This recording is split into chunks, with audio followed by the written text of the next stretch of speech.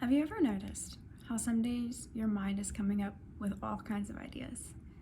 It's fun, it's exciting, it's playful, you're making connections between things you've read, things you've heard, like everything's clicking, your imagination's just running free. And then some days, your mind won't stop throwing all your problems in your face.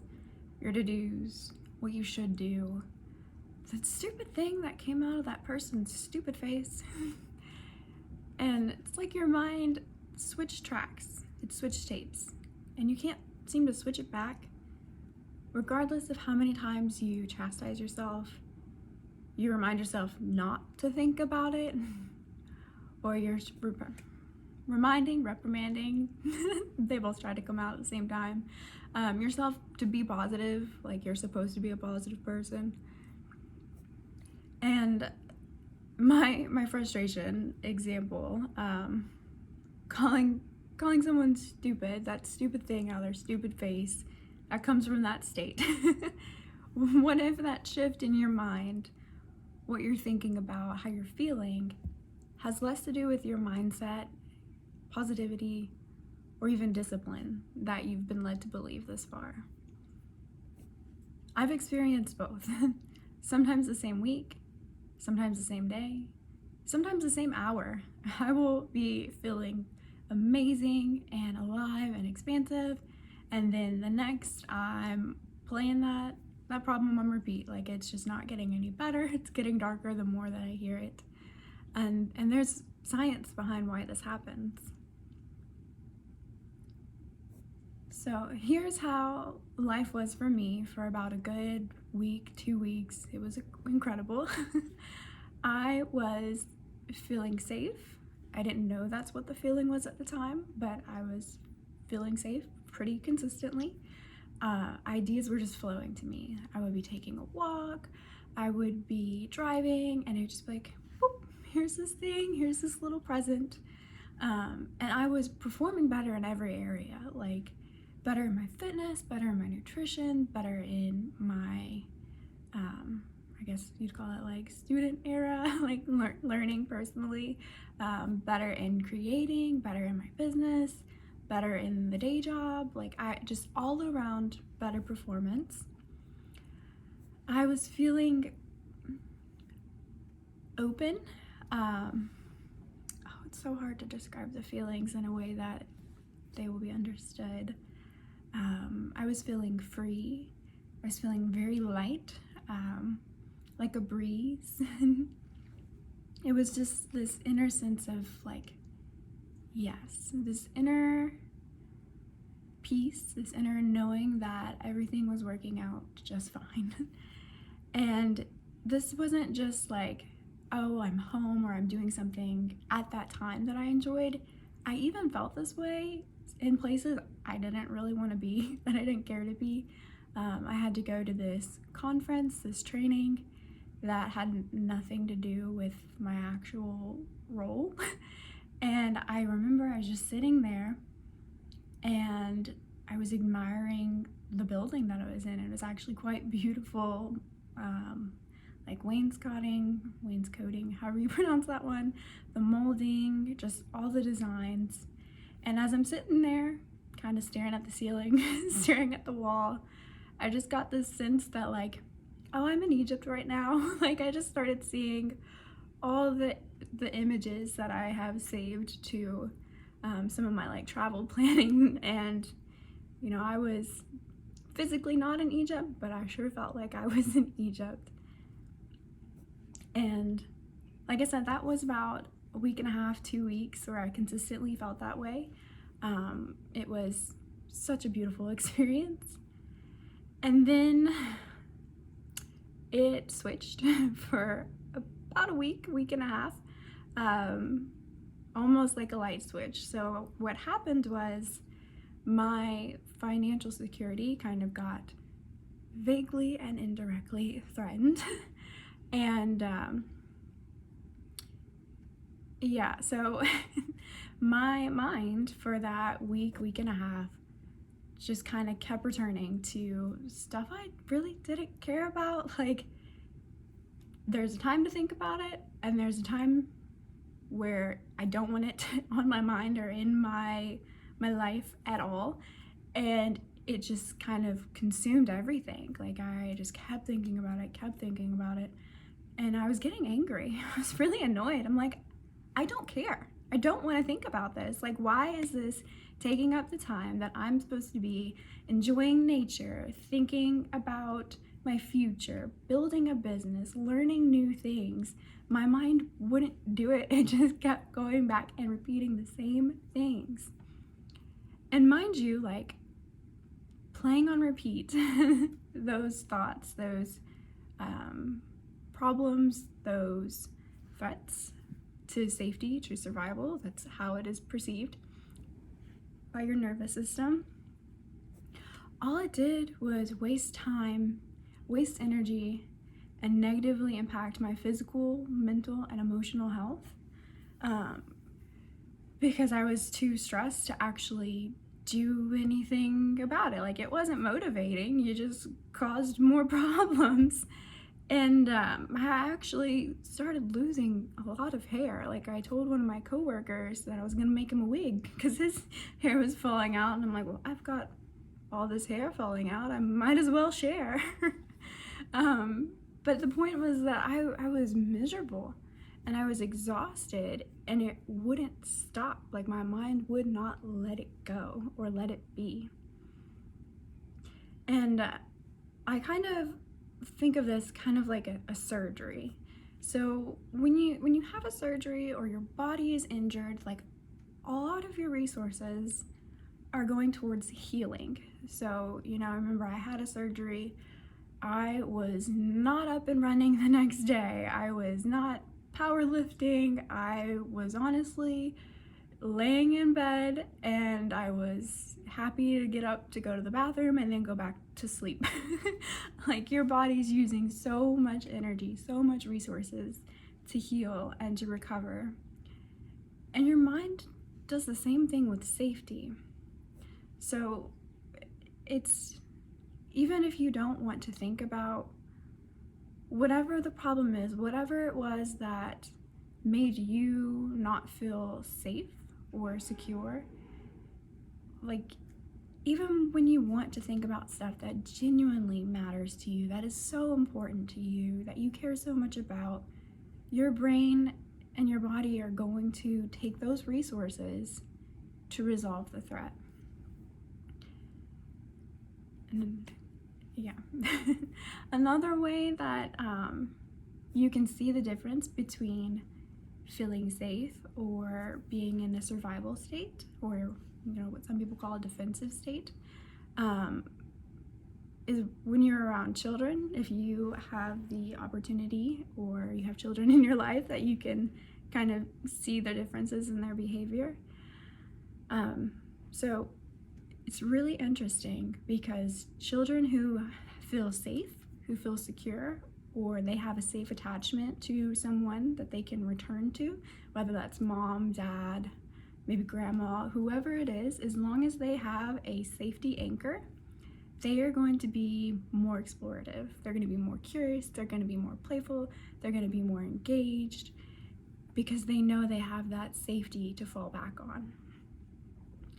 And before I had even read about the neuroscience behind this, I intuitively recognized this while working at an art studio. I observed feels mega creepy. I noticed extreme differences in behavior between the children that I would teach or kind of babysit sometimes, depending on their age. So two of my regular students that I had, they were the best of buds, and every break we had, they would go bug hunting, and they would be running around, they would be turning over rocks. Like, they were exploring, they were excited, they were curious, and they were connecting. If they kind of followed each other around, if they found something, they'd be like, oh, come look. Like, they felt safe, thankfully, at the art studio, and definitely with each other. Another example is in one of my other classes, there were two slightly older girls. And by older, I mean they were late elementary age. And they were considered problem students, air quotes here, problem, because they were so close. They felt so safe together.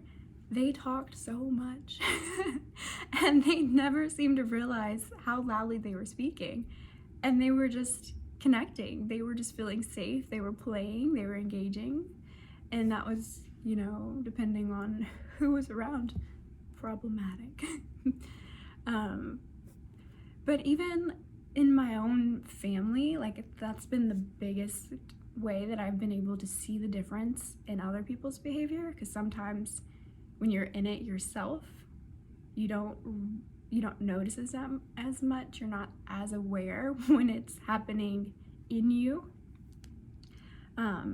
So it's really interesting for me to observe my niece. I love her so much.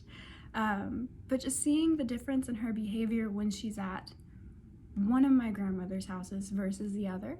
So one of my grandmas, she has spent a lot of time over at their house. That grandma babysits a lot when my sister is busy, and there's a lot of younger children, so there's a lot more family activities, family events at that house.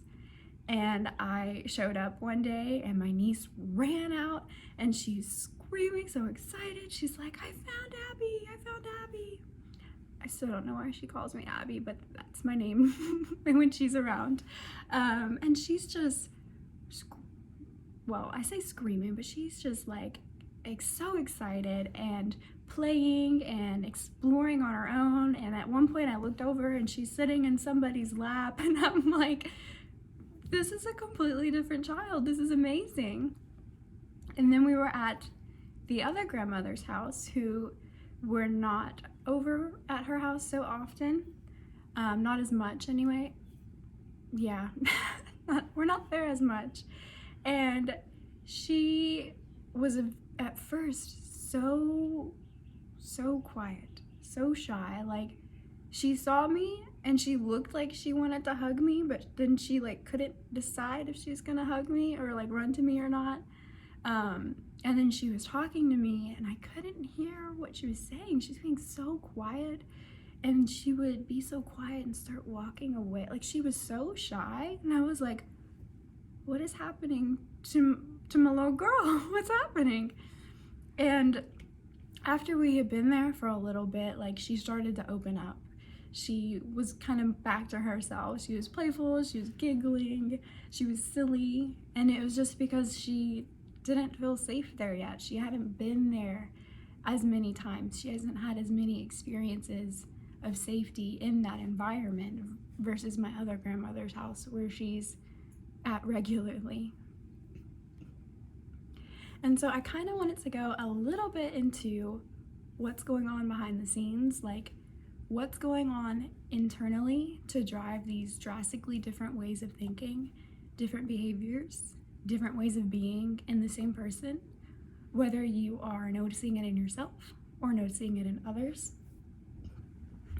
And I won't go too deep into the science here, but I do want to share it so that you kind of understand what's going on.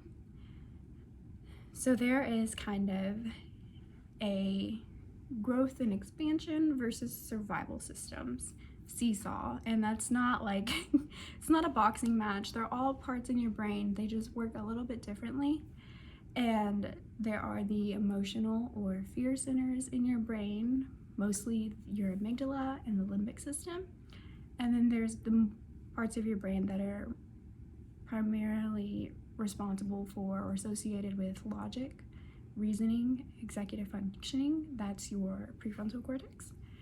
And when one of these systems is activated, whether it's your logic or your emotions, the fear, it's a seesaw. So they can't both be 50-50. If your logic is kind of running the show, then your emotions are a little bit less. If your emotions, that fear, that survival is heightened, it switches. So you don't have as much access to your logic, your reasoning, your prefrontal cortex when you are in those survival states, those defensive states. And that's why, you make irrational decisions, or you make emotional decisions, because you don't have as much access to that part of your brain at that time. And to explain that a little bit more clearly, when you are in a defensive state like fight or flight, what is commonly known as the survival mode, your body and your brain are using those resources for defense. So it's kind of like what I mentioned earlier with the surgery analogy, like your resources are being allocated elsewhere. In that survival mode, that defensive state, it is used for defense. So your body and brain, they're burning through those resources to keep you in a higher activated state, that, more energy, that kind of buzz in your body, so that you can fight or flee at a moment's notice. So kind of an extreme external example to kind of illustrate this. Let's think of it this way. You're on a hike. It's a beautiful sunny day. For me, that means 70 and sunny. There's the trees that are so tall. There's the nice cool shade. The grass is so green. Birds are singing. Maybe there's some beautiful flowers. You're walking through the hills, the mountains. Like, it's all so beautiful and so peaceful, and you're just in it. Then there's a noise. It sounds bigger than a bird, bigger than a squirrel, and you get this odd, uneasy feeling that you're not alone anymore. So you slowly turn and you see a bear that is now approaching you on your path. Do you stand there and think, my, that's a lovely tune? Is it a sparrow? Is it a mockingjay? Do you kind of say, and casually continue your leisurely stroll? No, there's a bear behind you. It is coming. Your nervous system is setting off all kinds of alarm bells. It's screaming, danger, Will Robertson, danger. Like, your nervous system has jacked your energy sky high so that you can survive this bear that is approaching you. And for the sake of clarity, let's just say, like, the only way that you're gonna survive this is that flight response. So while you're running away, do you think that you are thinking, if I flick my wrist just right, I can finally master that crochet stitch. Ooh, then I can teach millions of other people how to do the same thing. I'm gonna revolutionize crochet forever. No, you're not thinking. There's little to no conscious contemplation going on. No, not really any thinking. No really decisions being made. Your body is in that defensive, reactive state. It is solely driving you to survive this moment, to survive that bear. And honestly, I've been told not to say that. We're gonna work on that. But thinking, making conscious decisions in that situation would likely slow you down or cause you to overthink. And both would jeopardize your survival, your safety, if you're being chased by a bear. And now, hopefully most of you are not being chased by bears, but think about it in your daily life. If you spend most or all of your time either partially or fully in a defensive state, in that survival mode, your mind is scanning for threats. Your body is burning through those resources at a much faster rate to maintain that slight or full activation so that you'll be able to fight for your life or run for your life any second. It doesn't matter if it's a bear, if it's, a threat to a relationship, a threat to your finances, like anything that is perceived as a threat is going to put you in that defensive state. And so lastly, I want to talk about one more example to see safety in action, like the difference that it makes not only when you are on the receiving end. Receiving may not be the best, but when you are feeling safe yourself, or when you are observing differences in behaviors in others. This example is about creating safety, acting in a way that fosters safety, connection. And yeah, so I'll go into my example. I wanted to discuss this that I have been witnessing over the past couple months. And it's really just in the way that you treat people, that you communicate, is how this example goes. So I was required to, part of the day job is I have this set action that I need people to do, and I have to get a certain number of people to do it every month.